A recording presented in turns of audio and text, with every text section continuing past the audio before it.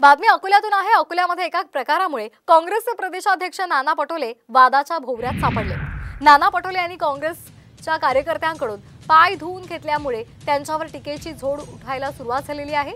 नाना पटोले अकोल्यामधील वाडेगावमध्ये एका कार्यक्रमासाठी आले होते। यावेळी पावसामुळे चिखल झालेला होता आणि या चिखलातून चालत ते निघालेले होते। यावेळी त्यांचे दोन्ही पाय चिखलाने माखले आणि त्यानंतर त्यांच्या एका कार्यकर्त्यानं त्यांचे पाय धुतले। मात्र या प्रकारानंतर सत्ताधाऱ्यांनी पटोलेंना धारेवर धरलेला आहे। नाना पटोले यांनी लोकशाही आणि कार्यकर्त्याचा अपमान केल्याची टीका राष्ट्रवादी अजित पवार पक्षाच्या अमोल मिटकरी यांनी केली आहे।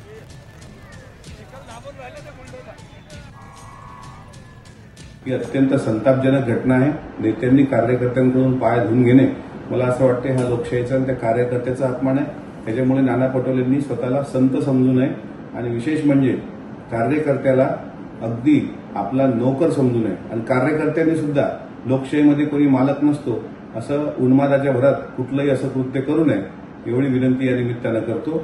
आणि हा फक्त सत्तेची मस्ती होती का, हाही प्रश्न या निमित्तानं पटोले साहेबांना मी विचारतो। लोकसभेच्या याच्यानंतर नाना पटोले आहेत, त्यांचे कार्यकर्ते आहेत, त्यांचे पाय धुतलेले चांगली गोष्ट आहे।